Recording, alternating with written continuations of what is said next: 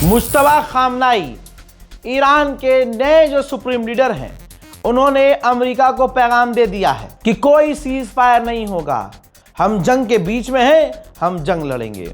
असल में दोस्तों, कल भी मैंने आपको बताया था कि ईरान के ऑफिशियल्स को लगातार तीसरे देशों से और दूसरे देशों से अमेरिका मैसेज भिजवा रहा है सीज फायर के लिए, ताकि वो तैयारी कर सके और तगड़ी, और फिर बाद में ईरान पर दोबारा हमला करे।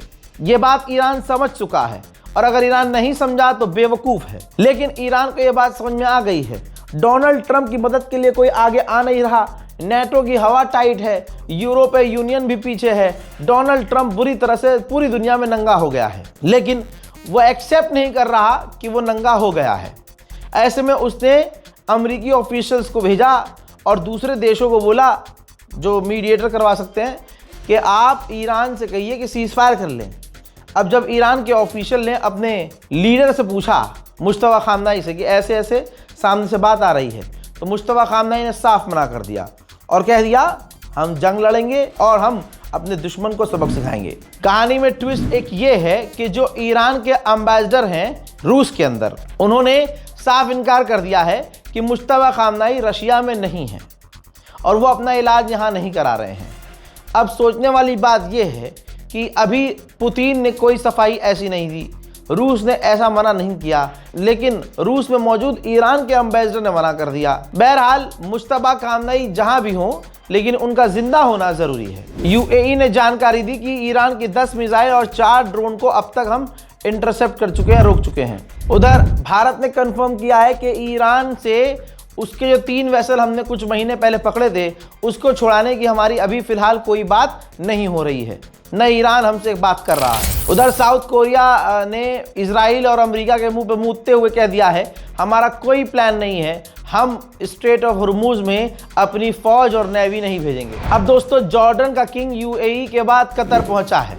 जॉर्डन का किंग ऐसा लग रहा है कि तमाम अरब देशों से मुलाकात करने गया है और मनाने पटाने गया है, ईरान के खिलाफ कोई नई साजिश रचने गया है। उधर अमेरिका के इराक पर बड़े हमले जारी हैं। ईरान समर्थक ग्रुप को लगातार अमेरिका अपने परमाणु बॉम्बर से उड़ा रहा है।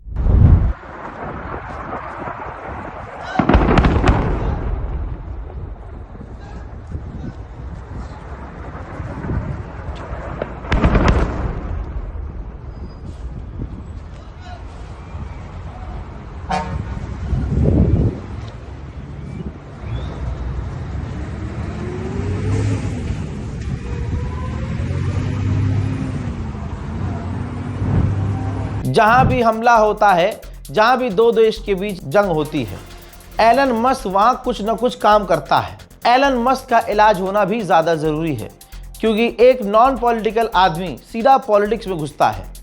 दोस्तों, पूरे गल्फ में एलन मस्क ने अपने सुपर चार्जर, टेस्ला का जो सुपर चार्जर है, फ्री कर दिया है ईरान के हमलों को देखते हुए और अरब देशों को इम्प्रेस करने के लिए, ताकि भविष्य में अरब देश टेस्ला को और इस्तेमाल करने दें और टेस्ला को एकदम और इज्जत दें। मौके पर चौका एलन मस्क ने मारा है। उधर बिल्कुल मेरा मन नहीं है अब खबर बताने का, मेरा बिल्कुल मन नहीं है ईरान की अपडेट देने का, मेरा बिल्कुल अब मन हट चुका है। अब मैं इस वॉर को कवर करूं, मैं इस खबर को छोड़ना चाहता हूं। अब मैं बस मेरे मन में है 10-15 दिन गायब हो जाऊं, मन हट चुका है, क्योंकि दिल दुख रहा है, पता नहीं क्यों, बहुत ज़्यादा दुख रहा है और बर्दाश्त नहीं हो रहा है, चीज़ें मुझसे झिल नहीं रही हैं। अब दोस्तों, जैसे एक खबर आ रही है, कंफर्म खबर की है अब इजराइल ने, एक बार और ख़बर कंफर्म की है ऑफिशियली कि हमने अली लारीजानी को कत्ल कर दिया है। जी हाँ, अली लारीजानी ईरान की रीढ़ की हड्डी थे, सुप्रीम लीडर जो खामनाई थे, जो शहीद हो गए। उनके बाद अगर पावरफुल कोई आदमी था, वो अली लारीजानी थे। मुश्तबा खामनाई को छोड़ दीजिए आप, अभी मुश्तबा खामनाई तो सुप्रीम लीडर हैं, लेकिन मुश्तबा खामनाई जितनी पावर अगर किसी के पास थी, वो अली लारीजानी के पास थी। ठीक, और वो आखिरी मुसलमानों को पैगाम दे के गए हैं। उनका आखिरी बयान कल रात का मैंने ये बताया था कि उन्होंने कहा है कि वो मुसलमान देश, क्या मुसलमान, जो मुसलमानों के काम ना आए, जो उम्मत के लिए एक ना हो, और एक होकर दुश्मन से न लड़ें। अल्लाह अकबर। अब अली लारीजानी शायद इस दुनिया में नहीं रहे। ईरान भी पूरी चतुराई कर रहा है और कोई भी बयान देने से इस पर कतरा रहा है। इसलिए मैं कह रहा हूँ, क्लियर कर रहा हूँ कि ईरान कंफर्म नहीं कर रहा है, लेकिन इजराइल ने 3 बार कंफर्म कर दिया है। हजरात, एक देश निकल कर आया है इस्टोनिया। इस्टोनिया के विदेश मंत्री ने कहा है कि हम अमेरिका और इजराइल की मदद करने को तैयार हैं, जो भी उन्हें चाहिए। जो भी चाहिए। अमेरिका को तो पूरा इस्टोनिया चाहिए होगा, दे देगा। मेरे दोस्तों, उधर ग्रीस के प्रधानमंत्री, जो ग्रीस पूरी तरह से अमेरिका का गुलाम है, उसने भी जिगरा दिखाया है और साफ मना कर दिया है। ग्रीस के प्रधानमंत्री ने कहा कि हमारा देश किसी भी जंग में किसी भी साइड से नहीं कूदेगा। ये जंग हमारी नहीं है और मुझे डाउट है कि और भी कोई यूरोप का देश इस जंग में कूदेगा। ग्रीस के विदेश मंत्री ने बड़ी बात ये कही, उन्होंने कहा कि मिडिल ईस्ट की प्रॉब्लम्स को आप बमबारी से सॉर्ट आउट नहीं कर सकते। यानी ईरान पर जो हमला किया जा रहा है, ग्रीस ने साफ कह दिया है कि बमबारी से कोई सॉल्यूशन नहीं है। उधर ईरान की तरफ से यूएई पर कई टारगेट हिट किए गए हैं। ईरान जो कह रहा था कि सिविलियंस पीछे रहें वरना निशाने पर आएंगे, यूएई में कई जगह धमाके हुए हैं।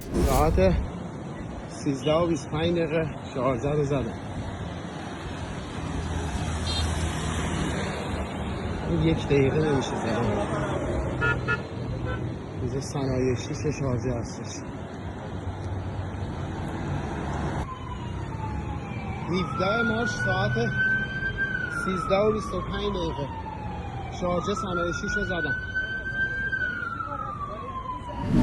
हजरात, आपके सामने एलपीजी लेकर इंडिया का टैंकर ईरान के अप्रूवल के बाद भारत आया है। जी हाँ, एक और भारतीय टैंकर एलपीजी लेकर इंडिया आया है। ये खबर झूठी है जो ये भारत के बारे में अंडुओं ने उड़ाई है कि ईरान ने भारत के तमाम टैंकरों को इजाज़त दी है जिस पर भारत का तिरंगा लगा होगा, उसको ईरान जाने देगा। भारत के विदेश मंत्री ने इस चीज़ से साफ इनकार किया है कि ये झूठी खबर है और ये मैं पहले भी आपको बता चुका हूँ। उधर ईरान ने किया है कंफर्म, हमने कई 100 स्टारलिंक्स को जब्त किया है जो इलीगली इस्तेमाल करने की तैयारी की जा रही थी। मेरे दोस्तों, यूएई के अंदर जो सैटेलाइट इमेज देखिए, यूएई के अंदर जो अमेरिका का बेस है, चंद तस्वीरें हैं सैटेलाइट की, आप देख सकते हैं पूरी तरह से बर्बाद हो चुका है, धुआं और बेकार हो चुका है। ईरान के हमले सटीक हैं और यूएई को छेद दिया है ईरान ने। ब्रिटेन अब मुसीबत में पड़ने वाला है। ब्रिटेन ने ऐलान किया है कि जो फ्यूल है अब हम उसको इकट्ठा करने वाले हैं ताकि हमारे मुल्क में फ्यूल की कमी ना हो और लोग परेशान ना हो। उधर अमेरिकी इंटेलिजेंस ने बड़ी बात कही है, आप ज़रूर देखिए इस रिपोर्ट को। अमेरिकी इंटेलिजेंस ने कहा है कि अब ईरान की रिजीम और मजबूत हो गई है। जो 1% आवाम खिलाफ भी थी, अब वो भी अपनी सरकार के साथ है और अपनी जान देने को मुल्क के लिए तैयार है। ईरान ने श्रीलंका के अंदर मारे गए शहीदों की तस्वीरें जारी की है। श्रीलंका के इलाके के अंदर जो भारत से युद्धपोर इनका लौट रहा था बिना हथियार के, और कोई भी हथियार इनके पास नहीं था, अमेरिका ने धोखे से इन्हें मारा और डोनाल्ड ट्रंप ने यहाँ तक कि मजाक उड़ाया कि हमने मजाक में इन्हें मार दिया। दुनिया को यही डोनाल्ड ट्रंप की बातें बुरी लग रही हैं। जो डोनाल्ड ट्रंप का समर्थक है वो भी इसीलिए जलील हो रहा है कि किस हैवान को तुम सपोर्ट कर रहे हो। उधर ईरान के बड़े नुकसान हो रहे हैं, अल्लाह ईरान पर रहम करे। तस्वीर आपके सामने, अमेरिका ने वीडियो जारी किया है जिसके अंदर ईरान के रडार अमेरिका बुरी तरह से तबाह करता हुआ नजर आ रहा है। देखिए, जो एक्सपर्ट की रिपोर्ट है, जो वॉर एक्सपर्ट की रिपोर्ट आ रही है, अमेरिकी इंटेलिजेंस की रिपोर्ट आ रही है मिली जुली, उसमें देखिए एक नई बात आई है। उसमें बात ये बताई गई है कि 2 हफ्ते पहले ये हमला डोनाल्ड ट्रंप ने किया। उम्मीद से ज़्यादा ये लंबी जंग चल गई है। अब अमेरिका के जो साथी हैं, एलाइज हैं, वो डोनाल्ड ट्रंप पर भरोसा नहीं कर रहे हैं। उनका मानना ये है कि जंग अमेरिका ने शुरू कर दी है, लेकिन अब अमेरिका के कंट्रोल में ये जंग नहीं है। और जो स्ट्रेट ऑफ हॉर्मुज़ बंद हुआ है ये भी अमेरिका नहीं खुलवा पाएगा, और जितना समय लंबा ये रास्ता बंद रहेगा उतना दुनिया को नुकसान होगा। कुल मिला के कहने का मतलब ये है कि कल तक जो अमेरिका के दोस्त थे वो खुद अब डोनाल्ड ट्रंप पर भरोसा नहीं कर रहे हैं। मेरे दोस्तों, ईरान के पार्लियामेंट स्पीकर ने अपने बयान में कहा कि स्ट्रेट ऑफ हॉर्मुज अब पहले जैसा नहीं रहेगा।